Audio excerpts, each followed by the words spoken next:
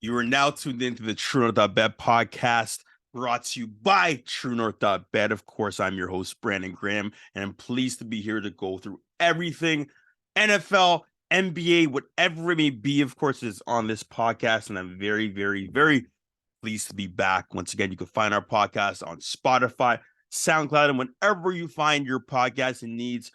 I'm always for it. Of course, I'm always up here, always getting our content out there, whether it's TikTok, Instagram, Twitter, you name it, we're on it. And of course, make sure you're going on TrueNorth.BET. It's always a bet in the right direction. You can always lay down your bets, your parlays, so on and so forth. And with so many great games coming up, so many vital games coming up in the NHL, the NBA, very soon in the NFL, CFL, you got to be on TrueNorth.BET, which is always a bet in the right direction. What we're going to do today is get into some NBA playoffs talk, but I wanted to start with a guard in Memphis that goes by the name of Ja Morant. And I know you were asking me, why are we starting it off with Ja Morant? It's because we've actually spoken about him on this podcast before. I've had a chance to speak about him ruining my fantasy team, number of bets and parlays over the course of the season. But him being caught once again with a firearm in his hand on Instagram Live. The second time on Instagram Live, he's been caught with a firearm. And it's very, very disheartening. It's someone that is looked upon as a role model. Once again, you become a professional player. No one says you have to become a role model, but it's something that you inevitably kind of take on because a lot of kids are looking up to you. A lot of sponsors you may have, the franchise. Once again, it's a family-wide franchise. It's a worldwide global game. You're representing the NBA, especially coming from an African American male. It's very, very disheartening, very frustrating, and really sad to see him flash a firearm again. I understand there's some people saying, well, there's a firearm. No, you didn't do anything wrong. You can carry a firearm in that country, or sorry, in that state. Great. But as an all-star, as someone that wants to be top 75, top 100 by the time he's done in the next 20 years, you never really know what the cap's going to be in someone's career because, of course, LeBron James, who's heading into another Western Conference Finals, has been doing it for 20 years. You never know, of course, when that's going to stop for certain players, especially with their athleticism. But for the foreseeable future, is a guy that's going to be one of the household names of this league because of his athletic balance, because of his IQ on the basketball floor. Many people deeming him being one of the more higher IQ basketball players in the league because of the way he can adapt on defense and offense, the way he can kind of orchestrate his offense in Memphis. Did a great job with that team over the past 2 years in the regular season. Not this year in the playoffs, but of course there were a lot of distractions because there was that first time he got caught with the firearm. And it's pretty sad to see this happen again. Going on ESPN to talk to Jalen Rose, telling Malika Andrews that he's fine in the West.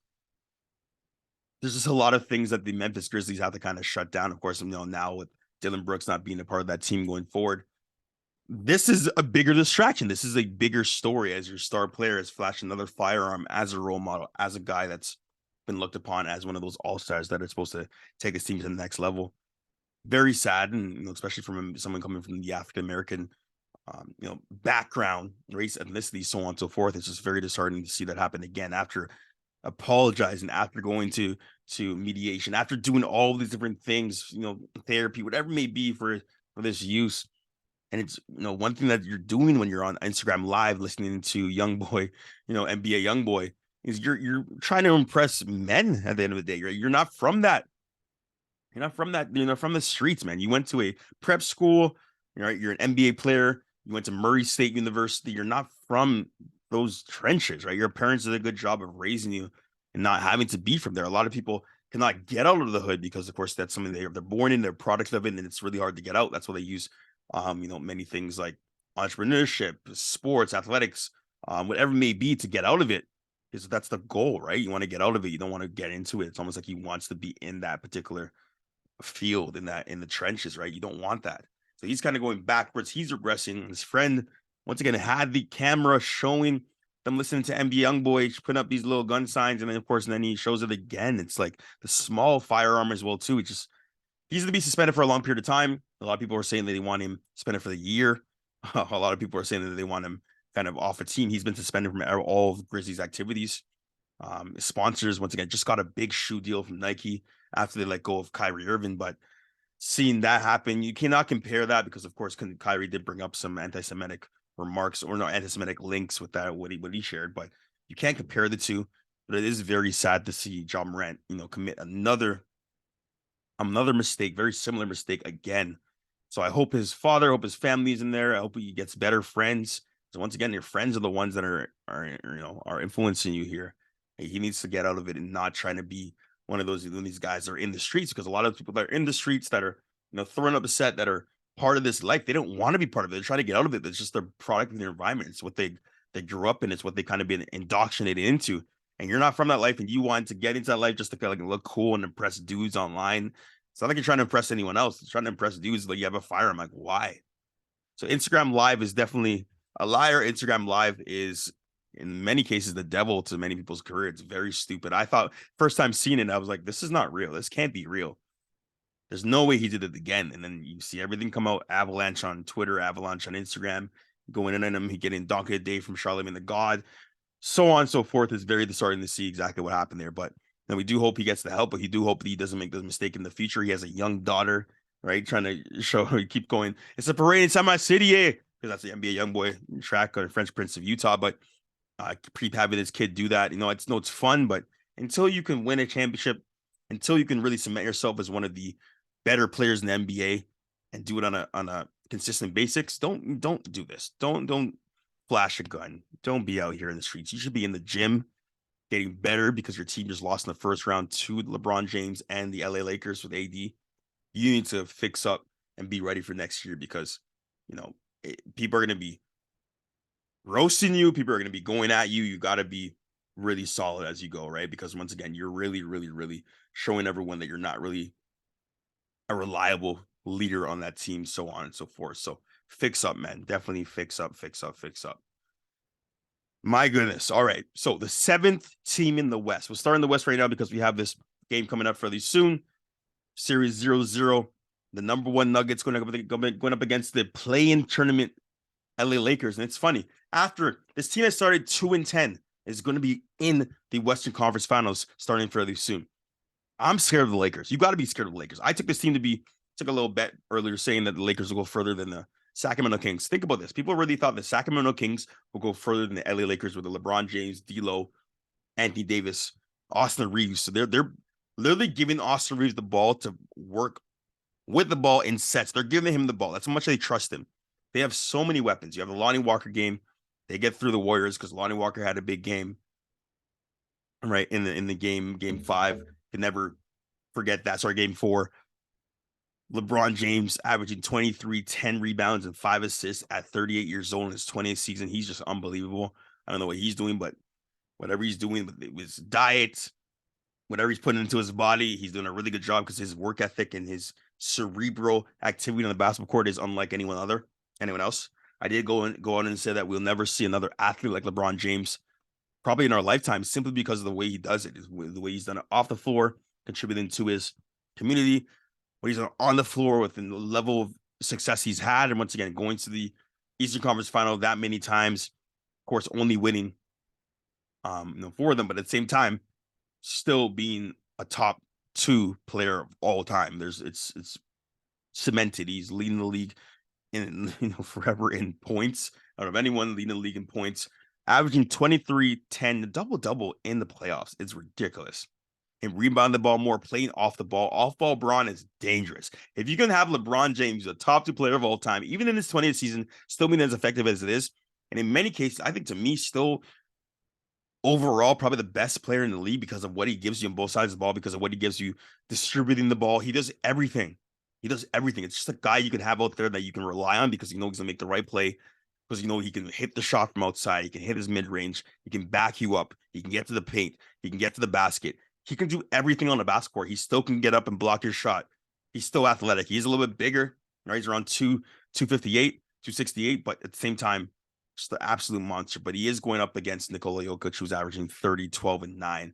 Pretty much a triple-double in these playoffs right now. And what they're doing, and should have been many people. Of course, I would have given the MVP to Joel Embiid, and I did say on previous episodes I would give the MVP to Joel Embiid. But Jokic, what he's showing is just he's abusing DeAndre Ayton, okay? Abused everyone on the Minnesota Timberwolves, of course, Gobert. Gobert said he got him and he said, like, I have 38, man. You can't guard me. Nikola Jokic puts it on when he wants to, and no one can stop him because he can hit the shot from outside. He can distribute the ball. It's very similar. I'm not saying they're the same player, but very similar to his production on both ends. Well, not both ends, but on the offensive side of the ball, it's very similar to what LeBron does, getting the ball to the open man, playing off the ball sometimes. He is kind of running like a point guard. They're both like point guards, point forwards. LeBron James is a small forward. Nikola Jokic is a center, but he's kind of like a point center, point forward, whatever it may be. They're hybrid players, guys that can do it all on the court, plus being at the size they are. You know, LeBron being around 6'8", 6'9", Jokic being a 7-footer, doing what he's doing is just incredible. The way he kind of maneuvers his body to get into the paint. I saw this one move where he came down the lane. You know, of course, there's an off-ball screen. Jamal Murray gives the ball to Jokic. He simply goes in, does a little spin move, uses his body to create separation, puts it up for an easy 2. It's like it was like textbook from Jokic in that closing game where they beat the Suns by 30. I'm not even going to go through that series because Chris Paul was not there. I still don't think they would beat the Nuggets because Nuggets are actually a very solid team. Monty Williams being fired now. Devin Booker being a great bucket of being able to get a lot of points or get his shots up. But simply, him and Kevin Durant they have to outscore you. They're not going to do anything else. They need to outscore you. They can, Kevin Durant's rebound the ball a lot more, but he can't do what LeBron's doing with playing off ball, distributing, being that all around player, right? Unfortunately, that's just not his game. He's got to score, and they just didn't have the pieces around them to beat the Nuggets. But this is a matchup just like the bubble in 2020, in that year that we were all watching from home. Great matchup. When the Lakers went on to win the NBA championship, and I wouldn't be surprised if the Lakers win again. And I said that from the start of the, one of the podcasts I had before when I talked about the Memphis Grizzlies going up against the Lakers. I said it's already over. John Moran got injured. I'm like, it's already over. It's already over. This one is not over yet. It's not over at all. It hasn't actually played. I think this might go 6 or 7. But I don't see any team getting blown out at any point. Bruce Brown is going to be the X factor. Bruce Brown, him being a great on-ball defender, being able to rebound the ball as well too. What he does around the basket is great. He's been showing that he can score a little bit more now with a little midi and getting to the basket. I don't foresee him doing that on a consistent basis, but I think defensively he's your guy. You got KCP, who used to be on these Lakers, Kentavious Caldwell-Pope, playing great in both series, played really well against the Suns, was pretty much the reason they won that game game 6 against the Suns, shooting the ball really well, going to them. He's a heater, right? He's a guy that can just be a heater that keep going and going and going. They have a great team. They're going to be very hard to stop, but this is a great series. I see this series going close to the distance. I think Jokic now have to put up a lot of points. I think Porter Jr.'s got to be playing really well. Of course, Jamal Murray's got to show up. KCP has to show up. They're gonna even have Jeff Green kind of have to show up as well too. They have a lot of size. Both sides of the ball, they have a lot of size. But what the Lakers have to do to neutralize Jokic is exactly what they did to Stephen Curry. Make him play on both ends. They both expend so much energy on the offensive side of the ball. Make him play on both ends. Make him defend. Get him in pick and roll situations. Getting him post up. He needs to expend energy on the other side of the ball because Jokic is the one that makes him go. If Jokic just kind of slowed down, they don't necessarily have a great showing unless Jamal Murray goes off. So if you can limit Jokic, make him play on both ends of the floor, not have him isolated and kind of taking Vanderbilt, for instance. No, put a big body in him, put a small body in him in general, make him work, get him in pick and roll situations, neutralize Jokic, and you will win this series, the Lakers. I would not be surprised if the Lakers win this series. I would even take the Lakers to win this series, even if they're playing in the altitude. It will take some time. But I really do think that if it becomes a match where Jamal Murray out of Kitchener, Ontario, shout out to Jamal Murray, great Canadian player, if it comes down to him and Jokic having to take over games, they're not going to last because Anthony Davis has been averaging close to 30 points as well, too. He's been up there defending the ball. He's the best defender in the league right now, the best defender in the league this playoffs. It's just very tough. It's going to be very tough to see exactly what happened there. And get going. So that's going to be a great series. I cannot wait for that series at all. And I think you cannot be surprised if the Lakers get to the NBA Finals. You could not be surprised if the Lakers end up winning everything because they still have LeBron James. He's playing off the ball. Austin Reeves is playing spectacular. D'Angelo Russell has to show up in this series in order for them to win this. He has to. They got Dennis Schroeder, who's playing good minutes as well, too. Jared Vanderbilt's been playing really well. As I just said, Austin Reeves is getting a lot of set plays and been showing up. So he's another guy as well, too. They might even get Malik Beasley off the bench. Lonnie Walker. Might even put Tristan Thompson out there. They have guys that can go and really see how LeBron's kind of controlling the game, controlling the pace, and then they just follow suit. Anthony Davis and Nikola Jokic are the ones that make these teams go. If those guys have great games, it's very hard to stop them. It's very hard to stop them from winning. If those two guys go at it and Anthony Davis gets the better of Jokic, it's curtains for the Denver Nuggets. Curtains. So look out for that matchup right there.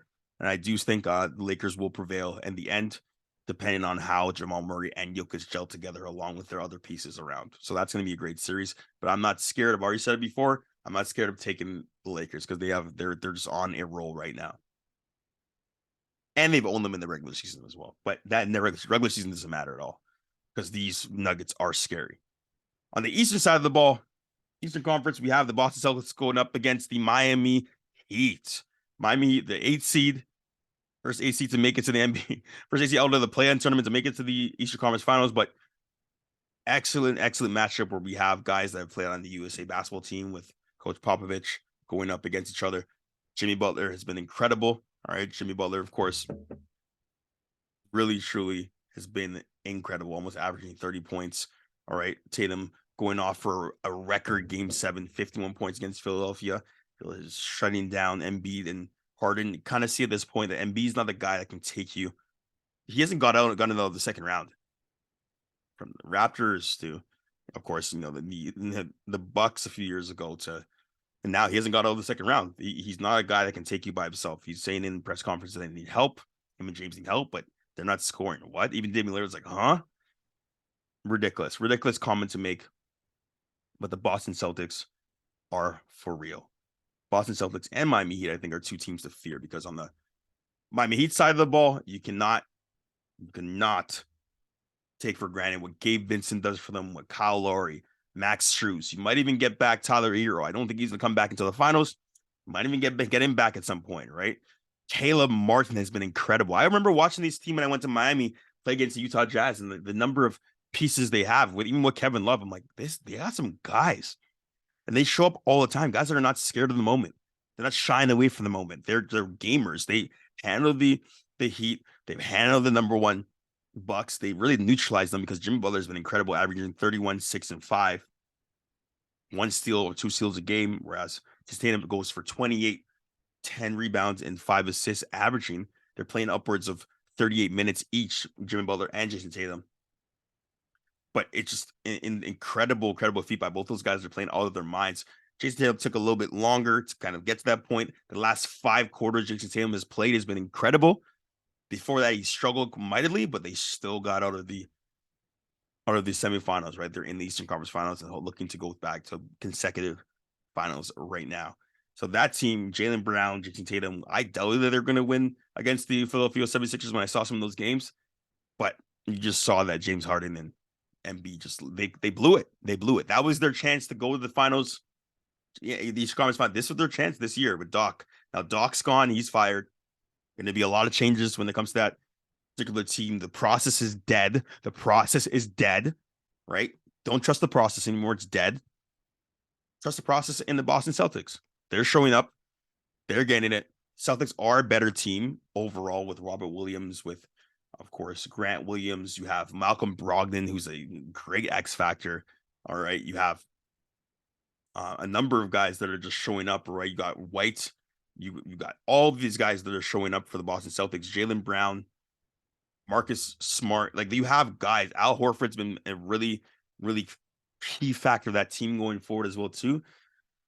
I do see the Boston Celtics winning this series because they do have home court advantage, but cannot count out the Miami Heat. Jimmy Butler has been unconscious. They play really well with Bam Adebayo. They match up great against this team. They match up absolutely great. And they're the 8th spot. And this is exactly what I said initially, too, in past podcasts. Them at the 8th seed are dangerous. They have too many players. They have too many guys. Too many pieces to go the distance. It's exactly the reason why Kyle Lowry went to the Miami Heat in the first place, to play with Jimmy, to be with Coach Spoelstra, that mixes it up and has always those other great game plan. they have what it takes to win the Eastern Conference. And if they go to the Eastern Conference and play against play against the Lakers or play against the Denver Nuggets, they're going to lose, but they have a chance to beat the Boston Celtics. But I'm not going to go that far to say that, because I doubted the Boston Celtics initially against the Sixers, and now I'm not going to bet against them. But the one guy that's going to definitely change everything there is Jimmy Butler, and it depends on how he plays. Depends how Bam Adebayo plays, but again, it depends how, of course, Gabe Vincent, Kyle Lowry play. Gabe Vincent's really kind of taking that next step of being the guy that's going to get paid. Caleb Martin's been another guy that's been going to get paid at some point by some team. They have the pieces to make it work. All these right now, if you really think about it, because it's been so evenly matched throughout, it's a very, very great, solid teams that are in the top four. You would have probably said the Warriors deserve to be there, but with the nucleus they had this year, with the way they were playing and kind of going, don't know if they really had it in them to keep housing up their shots. They needed more. They need to be like last year. Jordan Poole had to play better. Of course, Looney had to play a little bit better, even though he did a good job, a commendable job. But there's a lot of changes they need to make in order to be a championship level team, because the big run they had last year, great. Beating Boston, great. They were excellent last year. To continue that again this year, it would be really, really tough. And I commend them. I commend Steve Kerr. I commend Stephen Curry. I commend Klay Thompson, Draymond Green, those boys, Wiggins for coming back and trying. But it was a little bit too steep of a feat to climb. But these four teams, I think, are evenly matched. They're hungry. LeBron looking, of course, to get his next championship.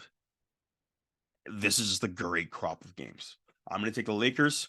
And, of course, I'm going to take the Boston Celtics for now. It may be the Denver Nuggets and the Heat going into the finals. Who knows? But I think the way they're currently playing right now, I think that they have their momentum, and I think they can really, really grind it out from those teams. But I think both series will be very, very great. The Heat have to steal at least one game in Boston, and usually Boston, if their shots aren't falling and Missoula's not calling timeouts, will give the team a chance to pretty much get back into the game. We'll give a team a chance at home to not play too well. If Jason Tatum doesn't show up too, give them a good chance of coming back into the game and winning that series. Jaylen Brown and Jason Tatum don't show up, of course, it's curtains. But I think they will. I think they're battle tested. I think they're hungry to get back. It's definitely Kenny the Jet Smith said it best. He said that it's harder to get to the finals than to win the finals. It's harder to get there. It's the journey to get there is way harder than actually playing in the finals. And these teams are showing that they're hungry to get there. I don't know if the Heat have it in them to kind of keep going, but they have a good nucleus. They have a good team. They're great at home.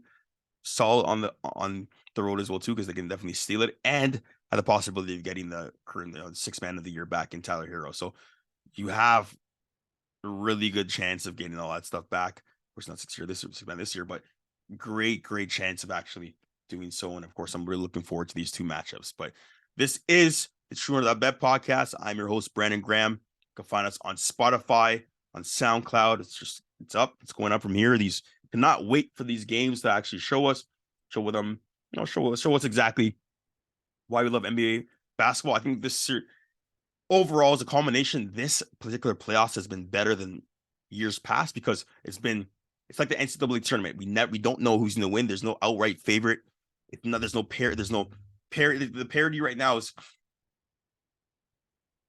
it's even. There's no clear-cut favorite. The Nuggets are not the clear-cut favorites. The Bucks were not the clear-cut favorites. Everything was really evenly matched, and we're seeing that with a lot of upsets as of right now. And I think that's been great for the sport. It's been great for our viewership, and every game is must-see TV in the NBA right now. Here's to John Moran. Of course, he doesn't show another firearm on another Instagram Live. Turn off your phone. I'm your host, Brandon Graham. This is the TRUENORTH.BET podcast, and make sure to always keep balling. You already know what it is. You can find us on Twitter, SoundCloud, Instagram. You already know. Take care, guys.